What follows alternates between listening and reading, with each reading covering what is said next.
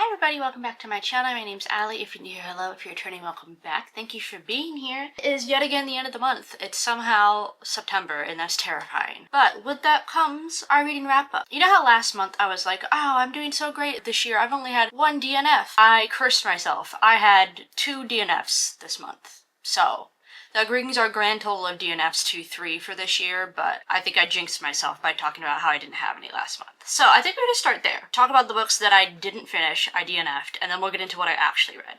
And I have 2 different kinds of DNFs for this month. I have a DNF where I don't want to ever touch the book again, and a DNF where I think I was just like not in the mood for it, and I want to go back to it again at some point and get another chance. My first DNF of the month was The Winter King by C.L. Wilson. The cover of this book is stunning, and this is, for me at least, the classic don't judge a book by the cover. Saw like one person on TikTok recommend this. Is that always the downfall of TBRs? Yes. But saw one person on TikTok recommend it. I thought the cover was gorgeous, so I was like, hell yeah, I'm gonna read this. DNF'd this 10% of the way in. I got to like chapter 3 and was immediately like icked out, gross, no. I thought that this was going to be like a nice, slow burn, romantasy-fantasy book based on how cute the cover is. I was wrong. And if you know anything about me, I like a smut book, but I like smut with plot. There has to be something going on other than we're just trying to bounce on it. The whole plot cannot be just we're trying to bounce on it. And that's what this book was. They were trying to bounce on it 30 seconds after they met each other when they didn't know each other's first names. And it just felt very icky and lusty and gross, and it wasn't for me. So if you're someone that likes bounce on it books, you might like this. But for me personally, I was icked out 10% of the way in and I DNF'd it. And I'm very sad because I thought the book was beautiful, and if I liked it, I was 100% going to buy the physical copy because it's a gorgeous cover. My flip side DNF, I ended up DNFing the 5th season by N.K. Jemisin. This is like another high fantasy sci-fi book that I really want to like. I'm just thinking I wasn't in the right headspace when I started this. I was just kind of like not into it and like bored and not really paying attention. So I just found myself not wanting to read it and I DNF'd it. I do think at some point I'm going to go back to this because I want to like this series and read this book. So I did DNF it for now, but I'm really hoping that that one at least I will get back to. Those are our 2 DNFs of the month. I cursed myself. Hopefully next month and the rest of the year, we have no more DNFs. What I did read this month. I started with a pretty heavy banger. I read Blood Over Brighthaven by Emma Land. Loved Sword of Kaigen. So I was like, I need to read more of this author. Read Blood Over Brighthaven. Very good. I ended up 4-starring this. This felt very Babel. If you're intimidated by Babel, I would maybe suggest starting with Blood Over Brighthaven, and then if you liked this, go into Babel. They both have the same kind of academia magic system. I just feel like Blood Over Brighthaven is a little bit more digestible, maybe, than what Babel was, and I loved Babel. Catabasis I have on my shelf in there, and fully locked and loaded for next month's TBR. But I do think that this is maybe a little bit more digestible version of Babel, but I did really like it. This follows Siona. She is the first woman allowed into this magical school. She's like a professor there now. Their magic that they do at this school keeps the entire world alive. She makes a discovery that the magic they are creating is very negatively affecting a small minority group of people, decides to try and stand up to that. So it of course deals with a lot of the same things that Babel does, of like colonialism and racism and how minorities are treated and things like that. I just think it's a little bit more digestible. I think this has a very small, kind of tiny subplot of romance that Babel doesn't have. I think that might be a little bit more why people might be drawn to this one a little bit more. But if you had read Babel and you want something similar, I suggest Blood Over Brighthaven. If you're intimidated by Babel, I would say start here. All in all, they're both really great books, and I loved this. Yeah, I don't know, this was great. I want to read more Emma Wong books. Started off pretty strong. The second book that I read this month is extremely random. I read this book called Madison's Mission, a Bolt Castle story by Susan G. Mathis. This was simply just product of my environment. I went on vacation this month with my partner and my family to Bolt Castle, which is an old historic castle up in the Thousand Islands, kind of New York, almost into Canada area. And they had a bunch of like indie authors that wrote little romance books in their gift shop. So I picked one up to read it just to see how it was. Honestly, not bad. I have read way worse things in my lifetime. I ended up giving this like a solid 3 stars. It was a really quick read. It's indie published, so it's very large print in like not really traditional margins. So it was a really quick read. I didn't think it was half bad. I think I was more interested in the mystery element of this book than I was the romance of it all, but it wasn't bad. This is a romance between a lady's maid of like the husband that is building this whole castle and then the head contractor of the castle. They have like a little budding romance, but then there's also a subplot of mystery of someone is trying to like frame other workers for things, so they're working together to like figure out this mystery and then also fall in love and blah blah blah. I thought it was cute. For it being a random book at a gift shop, not bad. I guess I suggest you to read it. If you kind of like some historical fiction type stuff, I think you would enjoy it. But yeah, very random, but not bad. It didn't get DNF'd, so that's pretty good. I then read The Sirens by Amelia Hart. I have also read a few of her other books. I've read Wayward and... what was the other one? Was it just Wayward? It might have just been Wayward. But I have read Wayward. Wayward is out in my living room. This was okay. I 3-starred it. Don't know why I keep reading them, but I am not a big fan of stories like last month with Burial Bones and Midnight Soil. I have never been a big fan of like multiple timeline books where it's following 3 different people throughout history and how all their stories merge into one.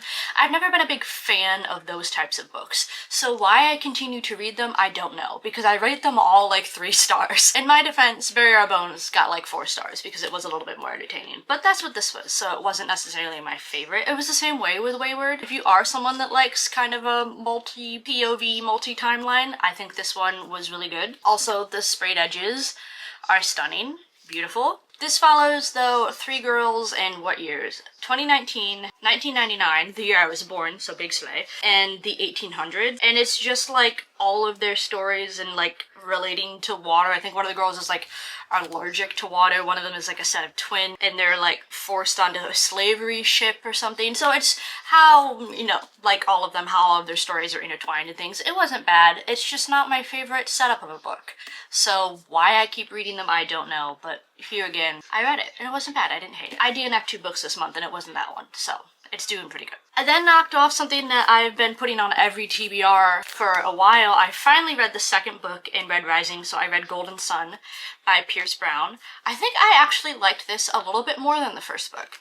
It had a little bit more different action. A lot of Red Rising was just introducing the world building in the character and then kind of one big action plot point, where this had a lot of like smaller ones put together. So I think it was just a little bit more of a faster pace and a little bit more interesting, and it ended on a very good cliffhanger. This is the second book in a series, so I don't want to go too much into it, but Red Rising as a whole is a sci-fi dystopian. Pretty much all the planets have been terraformed for people to live on, and kind of depending on your class, you live on different planets and you are put into different colors. So you're red, you're gold, you're pink, whatever.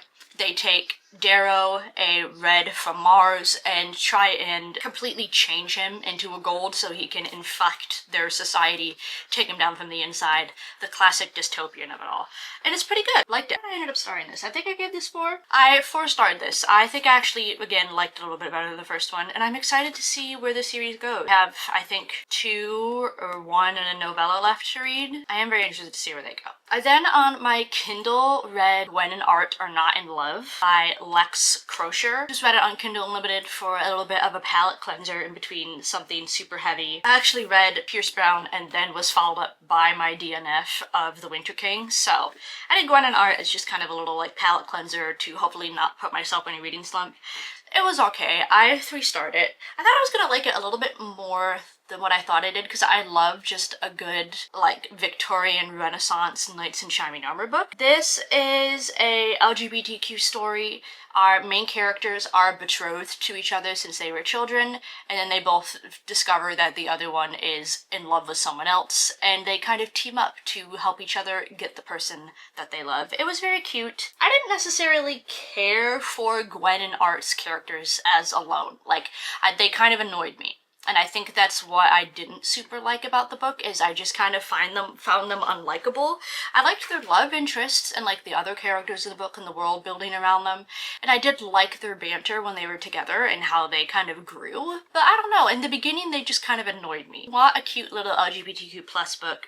I didn't think it was cute, and I do recommend it. So, Red and Art Not in Love. I then read Belladonna by Adeline Grace. I ended up 3-starring this. It was okay. It was nothing crazy. This is the first of, I think, almost 4 books now. I think I am a little bit more interested to see where the other books go. I thought this was a little bit slow-paced. This is Signa, I believe is her first name. She is like an orphan taken into her like remaining relatives, and there's like a big mystery because a bunch of their family has recently passed. She ends up like making a deal with death. Death is like personified into a thing. So it's like it's an interesting premise. I just thought that it was slow. I thought it could have been a lot more fast-paced than it was, and I found myself not wanting to read it sometimes because I just like blah. And it's like, it's a quick book. It's YA. It doesn't take long to read. I just felt like it could have been a lot more fast-paced than it was. So I'm interested to see where the rest of the series goes, but it just wasn't necessarily my favorite one to start with. But I did read it. Not a little YA kind of mystery romantasy thing. I do suggest it for that aspect of it. I then read what was close to a DNF, but was, again, unfortunately, because it's a beautiful book. I read Never the Roses by Jennifer K. Lambert. I have my Owl Crate version, which of course is stunning. Purple. It's got cats on it. It has beautiful art for it. The reverse cover is stunning. I ended up giving this book 2 stars. I did not think it was great. This is about a sorceress who is like exiled from her kingdom after the king doesn't need her powers.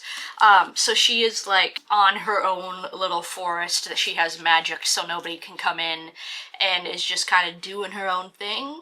She figures out a spell to break into the library of the most powerful sorcerer, and she just starts like fucking around and taking his stuff. So they have like a little like rivalry romance thing where they like talk through letters and whatnot. This just felt very choppy to me and a little bit misleading. A lot of this book, like between like the dust jacket forwards and like reading about the book on Goodreads and stuff, you know, it like makes a big point of her animal companions, and like she does have them, but they literally add nothing to the book. Them being there adds nothing and takes nothing away from the book. It's just because she's alone, giving her someone to talk to move the plotline forwards. It's not like they like come and help her on missions and like give her more magic or something. They're just there. There's also a random kind of side love interest that just shows up out of nowhere just so they can write in a sex scene.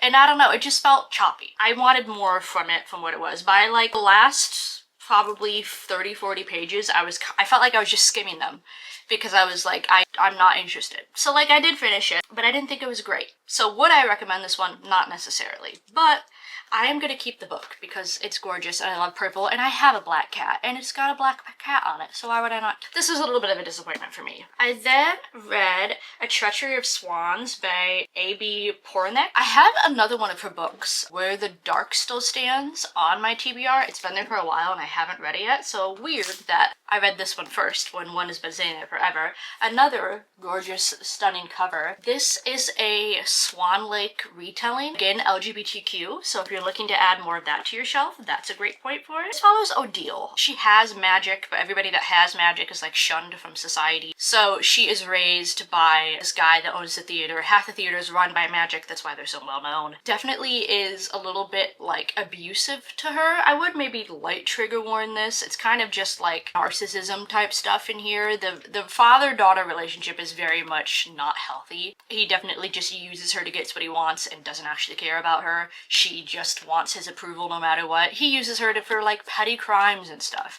He eventually sends her on this like mission to take place of a princess who is going to be wed to the prince so that she can kill the prince, you know, take down their kingdom, steal a bunch of his money, try and free all the magical people from being worthless in society. Typical. They end up turning the princess into a swan. There is another subplot of mystery. Someone else is killing people at court that's not her, so she now has to figure out who's killing other people so she doesn't get killed. She ends up falling in love with the princess. They have their whole thing, but can she get away from her father and care less about his opinion to be with the people she loves and live the life she wants? I don't know.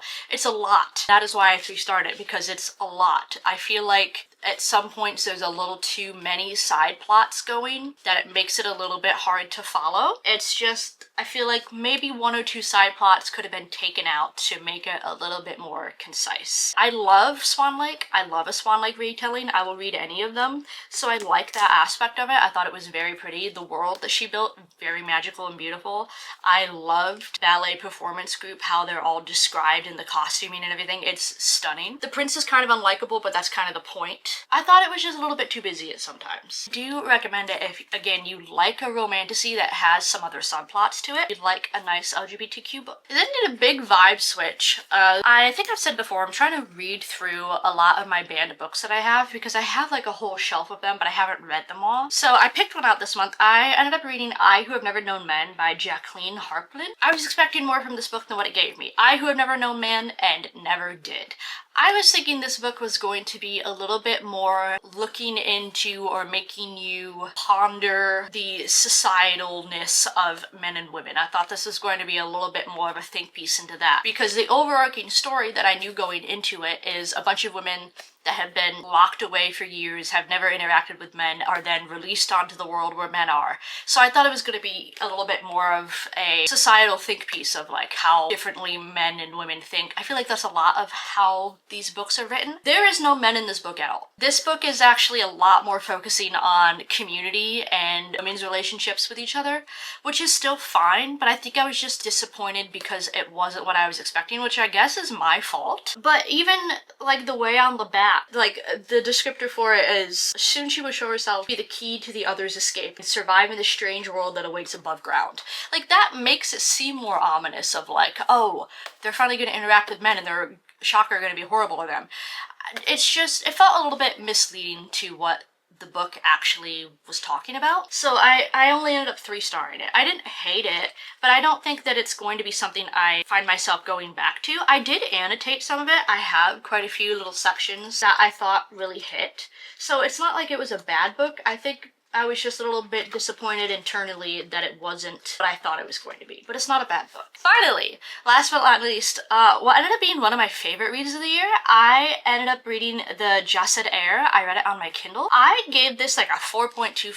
I loved this. The only reason this wasn't a 5-star for me is because I thought, again, the beginning was a little bit slow. I feel like every fantasy book is always a little bit slow in the beginning because you're establishing world building and magic system and characters. But this was just like, I felt like a little bit heavier than normal because it's dealing with a lot of colonialism. Main character, she is one of the last remaining people. She's technically the heir to her crown. All of her family has been killed. She's in hiding. She is a Jessed. They're all shunned from society. If people know you're a Jessed, that you will like immediately be like killed in the streets.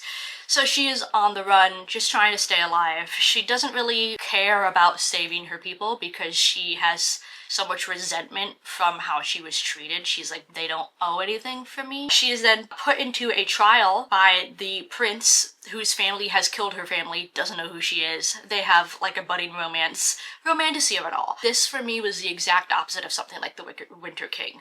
At most, there is a kiss in this book, but the like slow burn, yearning, just that's what I want from a book. This is what I wanted and hoped The Winter King was gonna have. There is like no smut in this book. It's a pretty clean book, so if you like a romantasy but you're not a smut person, I so far at least suggest the first book. I haven't read the second one yet. It was the exact opposite of The Winter King as far as like plot and smut, and that's what I love and I appreciate. It was genuinely so entertaining. It goes into like the trial thing, which I feel like is starting to be a little bit overdone, but I thought it was pretty unique. I feel like a lot of romantases, if there's a book where they're going into a trial, that's what 90% of the book is. The trials are like the last 25% of it.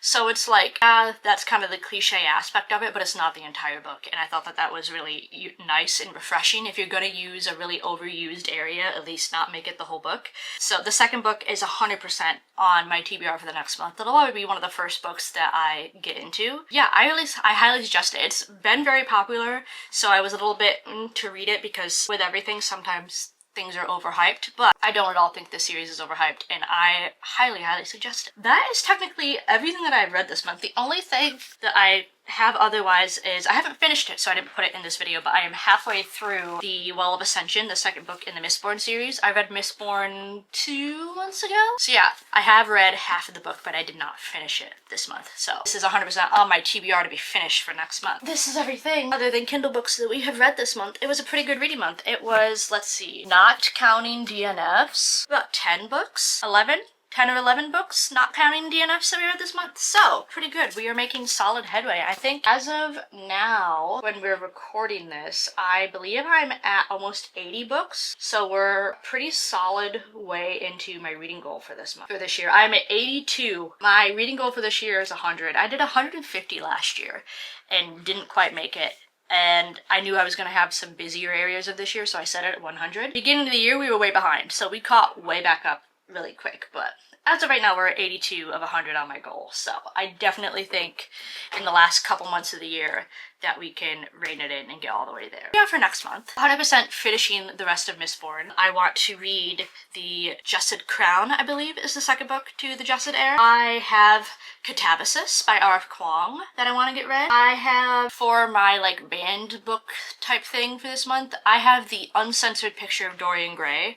I want to read that. I did get The Martian by Andy Weir, because I loved Project Hail Mary so much. I have that. I would love to get into that if I had time. And then randomly, I picked up The Raven Scholar, and that seems really interesting. It's a very big book. It's like right up there with the Mistborn books, very big, very long. So if I have time and I'm in the mood to, I would love to get to that. That seems really interesting to me. That's everything we read this month and our TBR for next month. I love you guys so much. Thank you for hanging out with me. Follow me anywhere. All my stuff, as always, is linked down below, including my Pango books.